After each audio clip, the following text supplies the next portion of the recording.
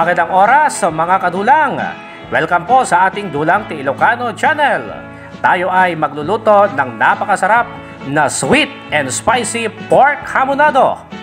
Panoorin po ang aking video mula sa simula hanggang sa matapos ang ating palabas.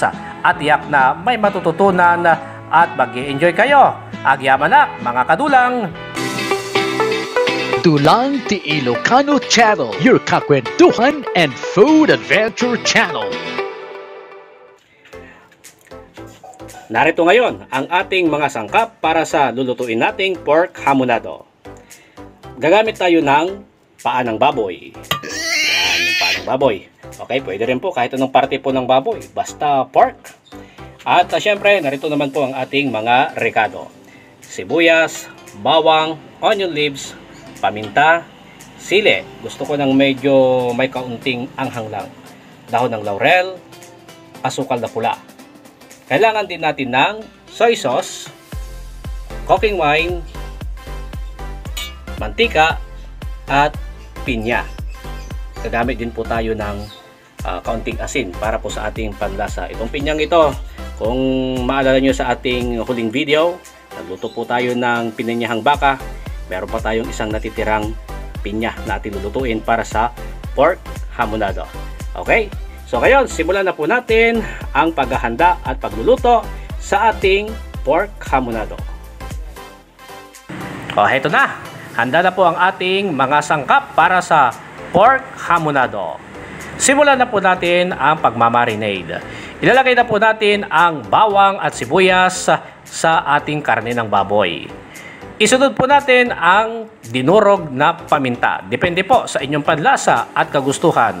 Ang dahon ng laurel, asukal na pula, pwede rin po yung puti.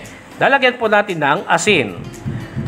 Oyster sauce na magpapalinamnam. Ayan, pipigyan lamang po natin to sapagkat sayang naman.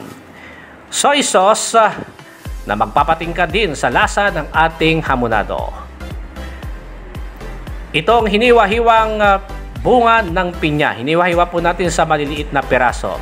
At lalagyan po natin ng kaunting tubig. Ngayon, lalamas-lamasin at haluin po natin ito. Nang sa ganun ay matiyak po natin na lahat po ng pampalasa ay kakapit sa ating karne. Well, pwede po kayong hindi gumamit ng oyster sauce. Okay lamang po yun. Basta ang importante po dito ay may soy sauce. Ayan, halo-haluin lamang po natin to ng maigi at itatabi lamang natin ito sa loob ng 2 oras. Okay? Puputulin lamang po natin ang ating video upang nang sa ganun ay hindi po kayo mainip sa kahihintay, sa kahinaan ng ating pagluluto. Okay? So, ngayon, sisimulan po natin ang pagpiprito sa ating bawang. Unahin po muna itong bawang para nang sa ganun itong mantika ay maglasang bawang. Hanggang sa mag-golden brown ang ating bawang. Halo, halo, halo, halo. Ayan. At nasa low heat po tayo para hindi po masunog ang ating bawang. At itatabi lamang po natin itong ating bawang. Nagagamit po natin ito maya-maya sa ating muling paggigisa para sa ating pork hamonado. And then isunod po natin na iprito ang karne ng baboy. Nasa medium heat po tayo. Okay? At tiyakin po natin na ito po ay hindi masusunog. Sapagkat pag nasunog po itong karne at dahil po sa asukal, maaaring papait po ito. Okay?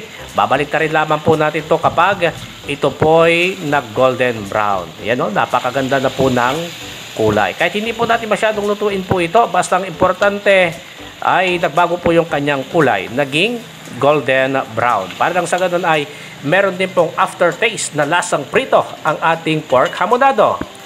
Ahunin na po natin ito at ating itatabi. O, kita nyo, medyo nangitim po yung kawali dahil po yan sa ating asukal. Okay? Simulan na po natin ang paggigisa. Unahin po natin itong sibuyas na pula. Pwede po yung sibuyas na puti. Depende po sa inyo. Pero sa akin, mas gusto ko po itong sibuyas na pula. Mas malasa para sa ating pork hamonado. Ilalagay na po natin ang onion leaves at ang sili. Halo-haluin po ulit natin ito. Nang sa ganun ay maging balanse po ang pagluluto o pagkaluto sa ating mga rekado. Okay, nasa low to medium heat po tayo, mga kababayan. Isunod po natin ang pagbubudbod ng paminta. Yan, depende po sa inyong panlasa. Okay? May kanya-kanya po tayong panlasa, kaya hindi ko po sinasabi na kung ilang kutsara, ilang sukat po yan. Isunod po natin na ilagay ang ating bawang. Naprito na po natin yan. Ating bawang, halo-halo lamang po natin. Nang sa ganun ay maganda po yung pong pagkakakalat ng ating mga rekado. Ilagay na po natin ang ating mga perinitong karne ng baboy. Paa po ng baboy yan. Ano? Pwede po kayong gumamit kahit ano pong parte ng baboy para sa pork hamonado. Okay? Ngayon, yung pong ating pinagbabaran, ibubuhos na po natin sa kawali. Yan po yung talagang magpapasarap at mas lalong magpapatingkad sa lasa ng ating pork hamonado. Napakabango. Dadagdagan po natin ng tubig para sa pagpapalambot sa karne. Lalagyan po natin ng kaunting laurel. Ayan, para mas lalong bumango at magkaroon po ng aroma itong ating pork hamonado. Okay, so tiyakin po natin na nahalo po ito ating sauce at nang sa ganun ay manuot po sa ating karne. Okay, ngayon tatakluban muna po natin to. Medyo may kalakihan po ng kaunti itong ating kawali, kaya gumamit po ako ng bilao. Yan, at kumulo na po itong ating niluluto. Nakita nyo yung scum na yan? O tinatawag natin na impurities. Tatanggalin lamang po natin yan. Sapagkat yan po ang medyo may amoy-amoy din po yan. Ha? Yan po yung medyo malansa. Kaya tatanggalin po natin yan. Kapag kayo po ay nagluluto po ng karne, siguradong may mga scum o kaya tinatawag na impurities. Isa rin po yan sa mga dahilan kung bakit po napapanis ang ating pong mga niluluto. Yan, mas maganda matanggal po yan para mas malinis pong tignan ang ating putahe. Okay? So, yan. Linis na po mga kababayan. O, kita nyo yan. Itatapon na po natin yan. Hindi naman po sa malaking kabawasan. No? Yang mga impurities na yan. Okay? Babalik na rin lamang po natin itong mga karne. Nang sa ganun ay maganda rin po yung kanyang pagkakaluto sa bawat bahagi po ng ating karne. Okay, so papalambutin lamang po natin to. Kapag medyo natutuyuan po, nababawasan po ng tubig, dadagdagan po natin hanggang sa lumambot ang karne. Magpapalambot lamang po tayo. Okay, yan yung ating bilao. Wala po magkasya na takip ng kaldero. Okay, so yan. Nag-evaporate na po yung tubig at lalagyan po natin ito ng konting cooking wine para mayroon po karagdagang aroma. Lalagyan na rin po natin ng pinya. Yung kalahati lamang po. Okay? Pagkakaramelize lamang po ito, liliit po yan, medyo madudurog po yung mga pinya na yan, kaya yung natitirang kalahati para po sa ating dekorasyon na. Okay? Mas maganda pong tignan yung ating niluluto. Ayan, halo-haloin lamang po natin to mga kababayan. Okay? Nang sa ganun ay hindi po masunog at nagkaramelize na po yung ating pinya. Ilalagay na po natin, no? Ilalagay na po natin yung natitirang pinya at halo-haloin lamang po natin ito.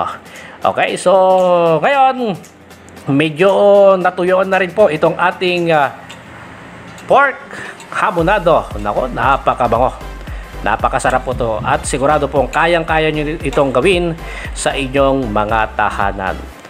Okay, ito na po ang ating sweet and spicy pork hamonado. Wow! Napakaganda po ng ating presentation. O, kita nyo naman. Nakakagutom ano? Pwede na rin dito yung bahaw. Okay? Ngayon, lalantakan na po natin ang ating nilutong pork hamonado.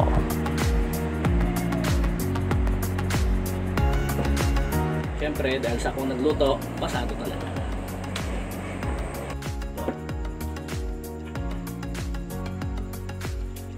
Oh, malambot. Okay, dito na po. Cheers!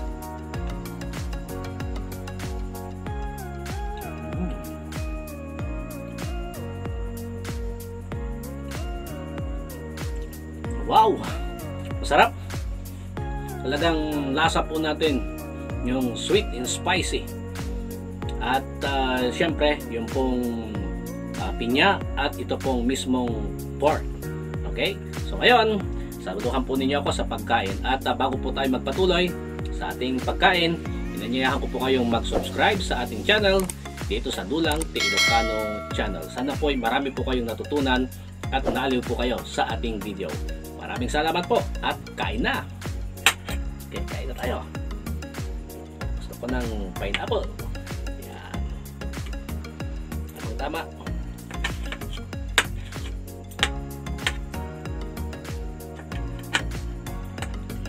Iulam natin sa kanin.